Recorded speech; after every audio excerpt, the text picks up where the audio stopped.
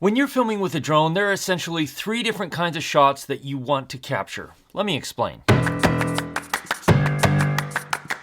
Hey, if you don't know me, my name's Jake and I create content here to help solo creators on the go. People like me who are on the go creating by themselves, doing small commercial projects or stuff for here on YouTube. So I test and review equipment here in Alaska, and I do tips and tutorials on how to use that equipment so you can tell better stories and make smart decisions when you go to buy a new piece of gear.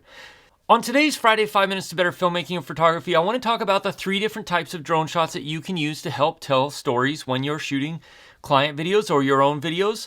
Basically, drone shots break down into 3 different types: wide, medium, and close. First off, let's start with wide. Wide drone shots are the ones that probably most of us are familiar with and what most people think of when they think of drone shots. They are great for establishing shots, establishing a location that your story's moving into, such as some of these shots that you see here. It's great for showing big, vast landscapes. It's great for showing locations where your subject is in the location, but you also want to show mostly the setting that they're in or the area that they're going to be traveling into. So wide shots are typically captured from pretty high and pretty far away because you want to capture the entire scene and show everything that's in the area that your story is moving into. Wide shots are some of the most common ones that we see drones used for because, let's face it, it's easy to throw a drone in the air, fly up a couple of 100 feet, and capture a huge sweeping vista or the entire location for whatever your subject is set in. Drones are great for this because they're easy to capture this type of footage with. But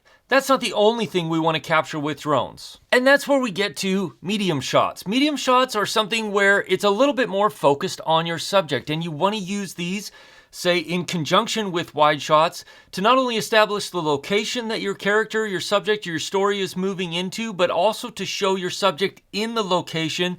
And it does a few different things. One, it provides a sense of scale with your subject now being much more prominent in the frame and showing them in the location, but you still get the sense of everything around them in that location. So it's a good way to highlight that your subject moved from whatever location you were in, then you show the wide shot and then transition into a medium shot that shows your subject in the new location and connects the dots for people who are watching the video to know that, yes, we've now moved from this one location into this new location and there's our subject in that new location.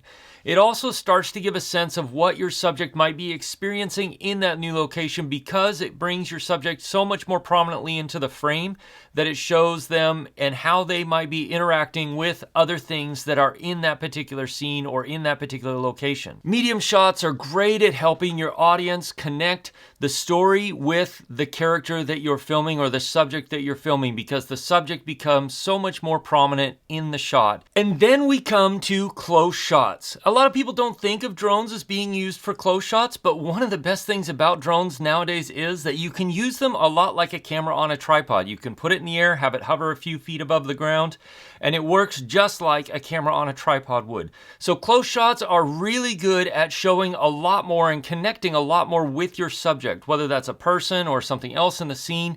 It gives people a very personal and a very direct connection with whatever is going on in the scene and whatever your subject or your person is going through in that particular scene. The nice thing is, using a drone, you can use it like a tripod, but it will also track a subject a lot of times through a scene, and so you can get this nice movement, just like you would if you had a camera sitting on a tripod, but you had a camera operator. The drone becomes the camera operator and works well to be able to track your subject moving through a scene at a close distance to showcase maybe what your subject is going through in that particular location. Keep in mind that there's a general progression on using wide, medium, and close shots, and they typically go from wide to medium to close. But you don't want to film all 3 shots from the same angle. You might want to film wide from really high up and really far back, and then you want to film the medium shot from the back of your subject, showing them moving into the area, into the location that you've just shown off with the wide shot.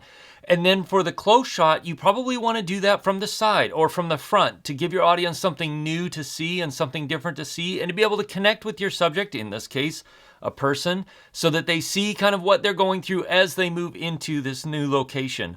Remember, all of these are storytelling tools that will help you advance the story. And so using the shots that best serve and best showcase whatever your storyline is and help people connect to the character in your storyline are the best shots that you can use. Now, if you want to see other tips just like this one that are 5 minutes or less to help you improve your videography or photography, click or tap there. I put together a playlist of videos just like this one, short 5 minutes, that will help you improve, give you tips and tricks just like this one did.